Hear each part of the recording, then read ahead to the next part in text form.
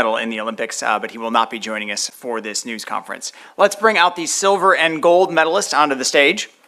The silver medalist, also from the United States, also winning his second consecutive medal with a time of 19.62, Kenny Bednarek.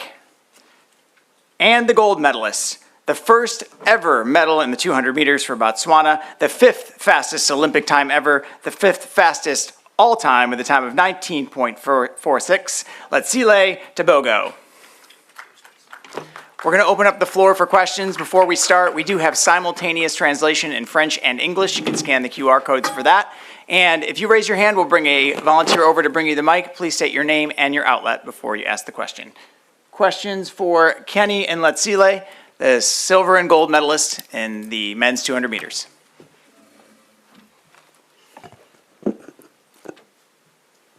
There we go. Letsile, how proud of you do you think your mother would be right now? I believe she could be one of the happiest people on the planet because she believed in me and I had so much doubt for myself. I forgot to state my name. Robert Johnson, Let'sRun.com. One more question. As a junior, you were more known as a 100-meter runner. And that was your better event, and you were getting silver in the 200. Now, as a professional, it's changed. What explains that? And do you think of yourself now as being better at the 200 than the 100? I would say the 100 is too tactical. You have to perfect everything. So the 200 is more of everybody's race. So you could correct along the way as you go through to the line. So I would say both ways I'll still be there on the finals. Right here. Evelyn Water from Olympic Channel. Question for Letsile and Ken. First of all, Letsile, at what point did you feel like you got the race? And for Ken, how well do you think Letsile executed today's race? Thank you. What was your last question again? She asked how well you think Letsile executed today's race. I mean, I think he had a perfect race. I mean, I've never seen him get out of the curve like that before. So, you know, my mindset was to get out and lead the race and try to maintain that. And, you know, Letsile was right there with me, and, you know, he had the better execution. Like, he did very well today. And, I mean, it's no surprise. I mean, we've seen what he's been able to do before. I always knew he was capable of this, so, you know, congrats to him.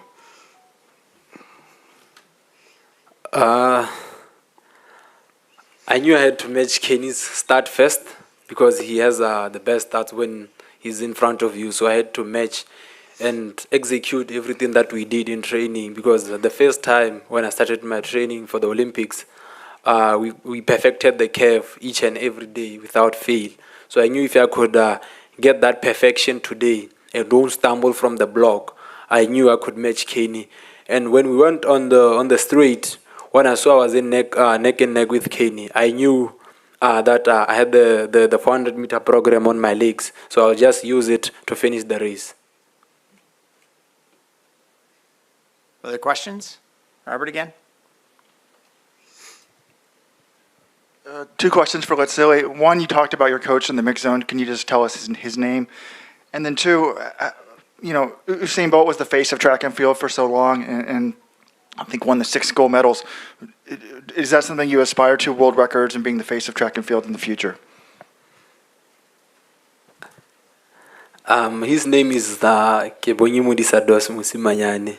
And I think for me, I can't be the face of athletics because I'm not an arrogant or a loud person like Noah. So I believe Noah is the face of athletics. Oh, there you go.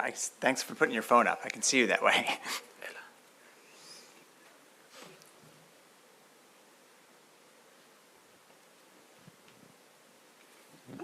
I'm Brian Mann with National Public Radio, and this question is for both of you.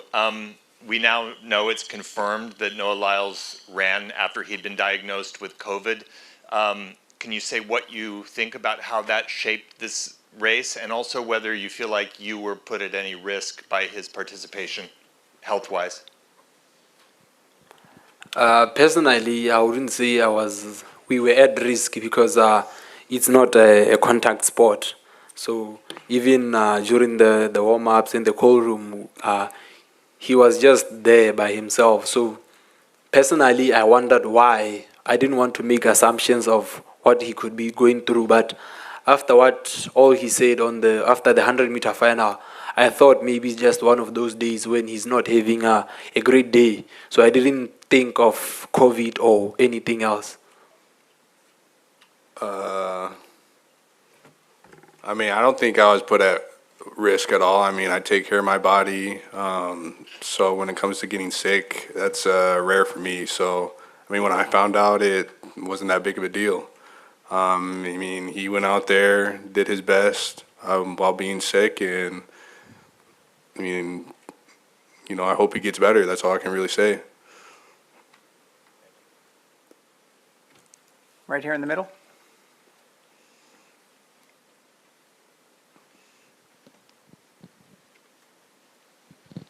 Thank you. My name is Paul Nzioki, Radio France International Kiswahili Service. I have a question to Tebogo.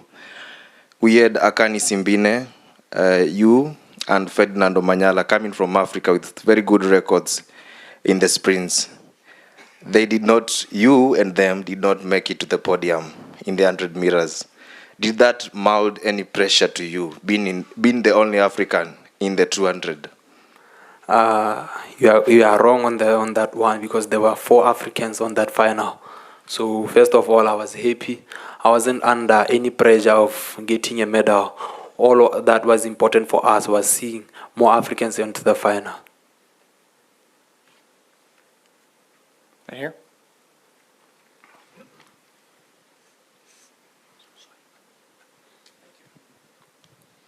Yeah, Brian Pinelli with Team USA.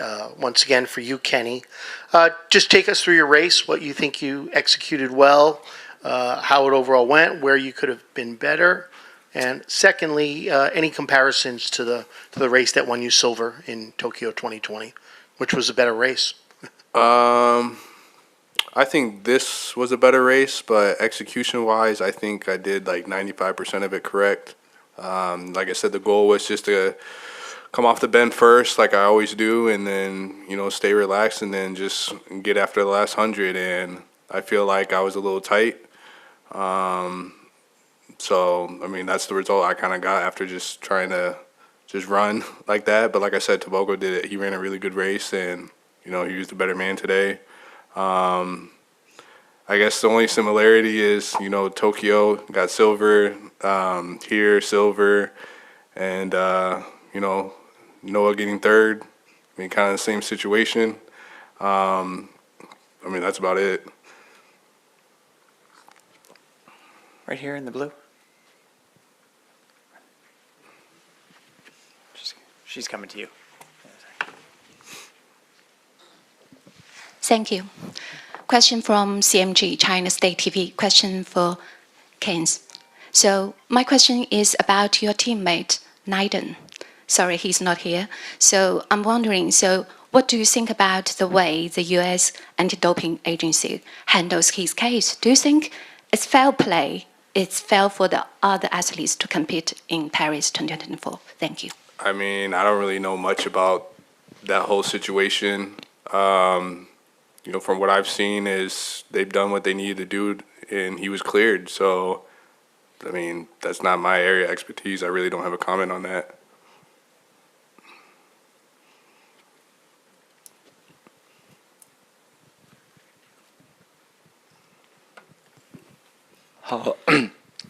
Hello, I'm from China, so I also have a question for Kenny. So have you ever noticed the statement from China, USADA?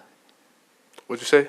Have you ever noticed the statement from China anti-doping agency on USADA? No, I'm not really on social media or in the internet. I mean, once the track season kind of starts, I'm, locked in, so I'm not really looking at track stuff or anything, so I don't even know what's going on. Okay, thank you. In the back, we're going to do one last question.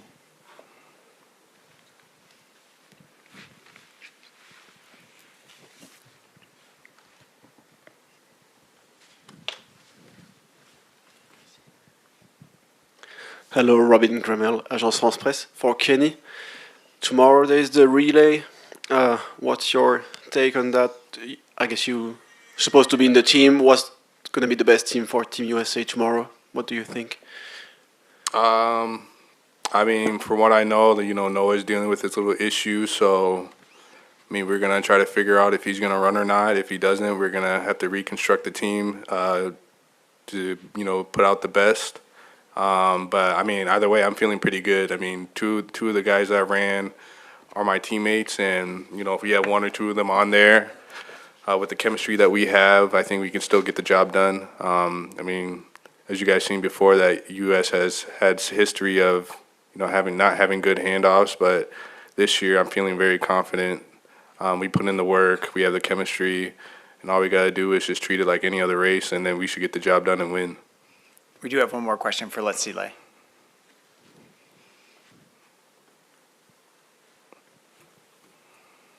Right here.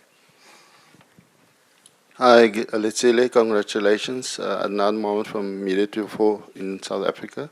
I just want to know your preparation. Did you at any stage train with Akani or any of the South African guys?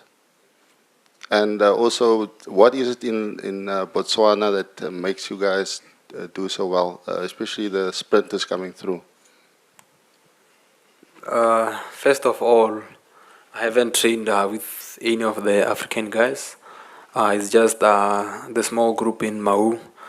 What makes Botswana special, it's the coaches, those who are dedicated of doing their work and being passionate about what they want to do. So they will help you go through every step of the way until you make it.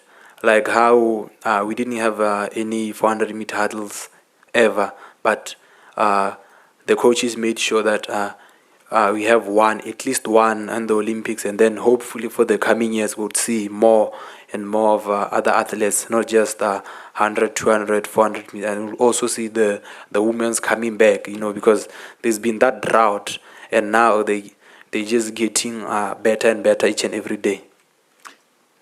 Kenneth Bednarek, silver. Letsile Tebogo, gold. Congratulations, gentlemen, and thank you. Thank you.